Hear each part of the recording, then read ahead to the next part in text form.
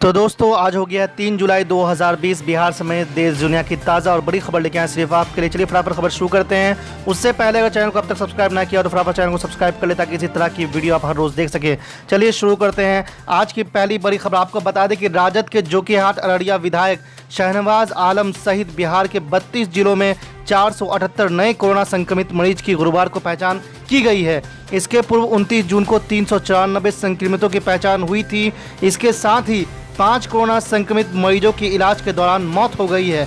राज्य में कोरोना संक्रमित मरीजों की संख्या बढ़कर 10,683 हो गई है। वहीं कोरोना संक्रमितों की मौत की संख्या बढ़कर 78 हो गई है। आज की दूसरी बड़ी खबर, बिहार में एक बार फिर कुदरत ने अपना कहर बरपाया है। राज्य में आकाशीय बिजली गिरने से 26 लोगों की मौत हो चुकी है। कुछ दिन पहले ही 100 से ज़्यादा लोगों की मौत बिजली गिरने से हुई थी। गुरुवार शाम 7 बजे तक के आंकड़ों के मुताबिक आकाशीय बिजली गिरने से सबसे अधिक प्रभावित समस्तीपुर जिला हुआ है। यहां पर 7 लोगों की मौत हो गई है। इसी बीच मुख्यमंत्री नीतीश कुमार ने मृतकों के परिजनों को 4-4 लाख रुपए मुआवजा देने की घोषणा की है। आज की तीसरी बड़ी खबर, मौसम विज्ञान केंद्र पटना ने राज्य के अलग अलग हिस्सों में 48 घंटे तक ठनका गिरने का अलर्ट जारी किया है। इन इलाकों से गरज तड़क के साथ बारिश भी हो सकती है। गुरुवार को राज्य के कई जिलों में वज्रपात से जान माल का नुकसान हुआ है। मौसम विज्ञान केंद्र पटना के निदेशक विवेक सिन्हा ने बताया है कि अगले 48 घंटे तक राज्य में ऐसी परिस्थितियां बन रही है जिसके अनुसार कई जिले वज्रपात से प्रभावित होंगे। लोगों से बेवजह घर से बाहर निकलने को मना किया है और सतर्क रहने की अपील की है। आपको बता दें कि जिस जिले को अलर्ट किया गया है उसमें भागलपुर, रोहतास, मुंगेर, वैशाली, पश्चिमी और पूर्वी चंपारण, औरंगाबाद, मधेपुरा, पूर्णिया, जमुई, सुपौल, भभुआ, बक्सर, नालंदा, लखीसराय, कटिहार, जहानाबाद, पटना, शेखपुरा, अरवल, भोजपुर, अररिया, बेगूसराय, पूर्णिया, समस्तीपुर, वैशाली, मधुबनी और दरभंगा शामिल है। आज की चौथी बड़ी खबर, बिहार चुनाव से ठीक पहले ऑल इंडिया मजलिस इत्तेहादुल मुस्लिमीन बिहार के कई जिलों में कई हिस्सों में चला रही है अपना सस्ते अभियान। उसी कड़ी में जुड़ते हुए आज बता दें आपको कि AIMIM के बिहार प्रदेश कार्यालय दारुल ईमान चूड़ीपट्टी किशनगंज में मोहम्मद शहबाज आलम जो ग्राम भागमारा थाना जलालगढ़ हैं वो अपने समर्थकों के साथ AIMIM पार्टी की सदस्यता ग्रहण किया तथा उन्होंने संबोधन में कहा कि अत्यधिक सोच विचार के उपरांत AIMIM पार्टी के दस्तूर तथा राष्ट्रीय अध्यक्ष बैरिस्टर असदुद्दीन अवैसी साहब, प्रदेश अध्यक्ष दारुल ईमान साहब के कार्य से प्रभावित होकर इस पार्टी में जुड़ा हूं और मैं यकीन दिलाता हूं कि भविष्य में निष्ठा ईमानदारी के साथ पार्टी के छत्र छाया में सेवारत रहूंगा। आज की पांचवी बड़ी खबर, बिहार के नेता प्रतिपक्ष तेजस्वी यादव ने बिहार के नीतीश कुमार सरकार पर जमकर हमला बोला है। गुरुवार को उन्होंने आरोप लगाया कि नीतीश राज्य में भ्रष्टाचारियों का बोलबाला है। साथ ही साथ ये भी कहा कि राज्य में बेरोजगारी अपने चरम पर है। बड़ी संख्या में प्रवासी मजदूर भी लौटे हैं लेकिन बिहार में पहले से ही 5 से 6 करोड़ लोग बेरोजगार है। राष्ट्रीय जनता दल के नेता तेजस्वी यादव ने कहा कि कोरोना लॉकडाउन के दौरान बिहार में लगभग 30 लाख से भी ज़्यादा लोग वापस आए हैं। सुप्रीम कोर्ट ने नीतीश कुमार को कहा है कि ये अपनी नैतिक जिम्मेदारी बनती है कि आप सब लोगों को रोजगार दें और जल्द ही इन 30 लाख लोगों को भी रोजगार उपलब्ध करवाएं। बिहार में तो पहले से ही 5-6 करोड़ लोग बेरोजगार हैं। बिहार सरकार में भ्रष्टाचार का आरोप लगाते हुए तेजस्वी यादव ने कहा कि नीतीश कुमार का राज भ्रष्टाचारियों का राज है। यहाँ सिर्फ भ्रष्टाचारियों का बोलबाला है। जाति प्रमाण पत्र या डेथ सर्टिफिकेट बनवाना हो या किसी योजना का लाभ उठाना हो तो नीतीश कुमार जी के राज में बिना घूस या कमीशन के पूरा नहीं हो पाता है। तेजस्वी यादव ने कहा कि सारा कारखाना बंद हो गया है, सिर्फ और सिर्फ अमीरों का विकास हो रहा है। राज्य में सिर्फ भ्रष्टाचारियों का बोलबाला है। 15 साल के इस सरकार में 55 घोटाले हुए हैं लेकिन कोई भी किसी में भी कार्रवाई नहीं हुई है। साथ ही तेजस्वी यादव ने यह भी कहा कि नीतीश कुमार का कोई विचारधारा ही नहीं है, उन्हें सिर्फ अपनी कुर्सी का चिंता है। आज की छठी बड़ी खबर, जाप सुप्रीमो पप्पू यादव ने एक बार फिर से बिहार सरकार को घेरा है। हम तो सब दिन कहे कि नेता लोग कितना बहरूपिया होता है, ये तो ज्योति से भी पता चला। और नीतीश बाबू का चेहरे के बारे में क्या कहना है। अरे बड़े मजेदार लोग हैं, आनंद में रहते हैं, मस्त हैं। इश्क और मुस्क तो जिंदगी की सौगात है नेताओं की।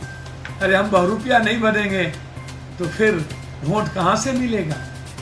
दलाली तो करना ही पड़ता है ना नेताओं को। ठगेंगे नहीं तो वोट कौन देगा। अरे हम लोग का क्लास ही दोगलई का होता है, दुष्टई का होता है। हम जितना बेशर्म बनेंगे उतना वोट लेंगे, है ना। तो बिहार को तो 5 किलो में आप खरीदना चाह रहे हैं। हमारी औकात इतना तो कमजोर है नहीं। अरे कुछ बढ़िए नहीं मोदी जी, 5 किलो में हमको मत सौदा करिए, कुछ बढ़िए। नवंबर तक आप हमको खरीद लिए, छठी मैया तक। आपको छठी मैया का इस बार बड़ा याद आ गया। बारे बा चुनाव छठी मैया तक ही है इस बार। छठी मैया पार कराएगा क्या आपकी बेतर्री है?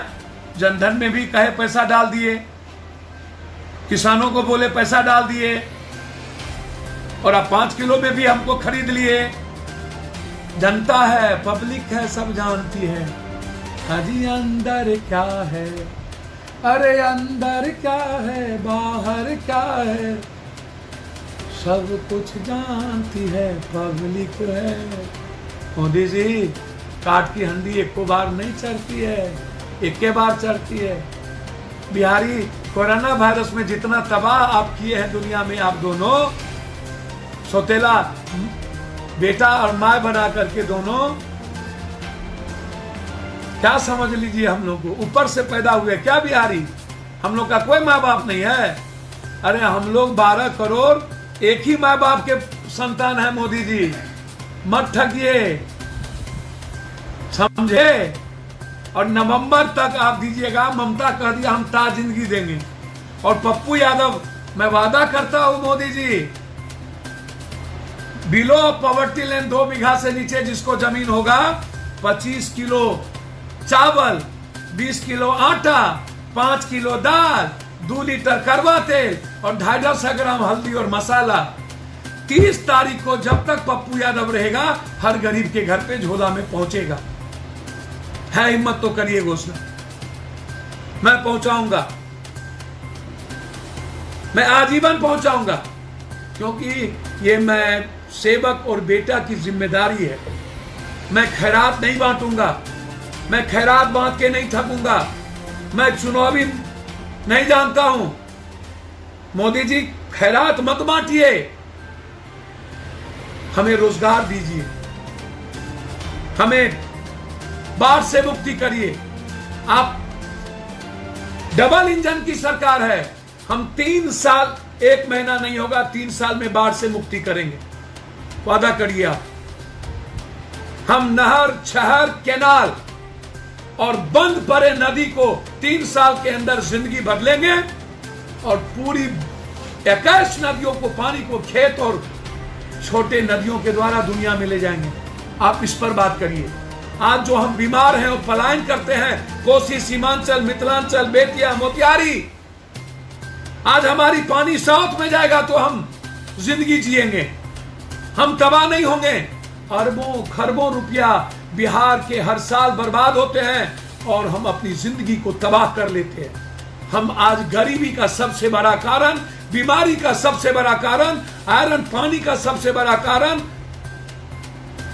टीबी, दम्मा, कैंसर, ऐसी बीमारियों का सबसे बड़ा कारण ये बाढ़ है। नीतीश बाबू को 15 साल के बाद नजर आई कि मैं तो फरक्का के तरह मैं कमला पर भी बैरेज बनाऊंगा। अरे नीतीश जी, बाढ़ में हमने दोनों आदमी मिलके कहा था फरक्का के बैरेज को हटाओ, नहीं तो बिहार तबाह हो जाएगा। कोसी के बैरेज 24 साल ज्यादा बढ़ गए, उसकी जिंदगी बदलो, हम तबाह हो जाएंगे। छोड़ दीजिए नीतीश जी, पर्दा लगाकर 4 महीने के बाद एक डिब्बा बिस्कुट नहीं देने वाला, मजदूरों को गरियाने वाला, लाठी गोली चल रही थी तो मोदी से बात नहीं किए। आप ऐसा राजा है जिसने प्रजा को मरने पर छोड़ दिया, बाढ़ में छोड़ा, चिमकी में छोड़ा, मौत में छोड़ा, शेल्टर हाउस में छोड़ा, 15 साल में हर जगह छोड़ा, सिर्फ सोशल इंजीनियरिंग करके, कभी लालू कभी मोदी। आपने 15 साल आपने जिंदगी तबाह कर दी। और कोरोना वायरस में तो हर बिहारियों की जिंदगी तबाह हो गई, स्कूल वाले की, कलाकार की, एसटीटी की, दरोगा की, बीएड की, नियोजित की, सेविका की, ममता की, आशा की, जीविका की, सबकी जिंदगी तबाह कर दिए, व्यापारियों की। और आप वहां जाकर के, मेरा सवाल आपसे है नीतीश कुमार, 1 साल पहले बांध टूटा था, 1 साल तक काम नहीं हुआ, 3 महीना से मात्र कोरोना वायरस है, 3 महीना पहले नेपाल रोक दी थी, आपकी चिट्ठी तब क्यों नहीं गई? जब चुनाव आया, बारिश हुई, तब आपके मंत्री को याद आया कि हमको काम नहीं करने दे रहा है।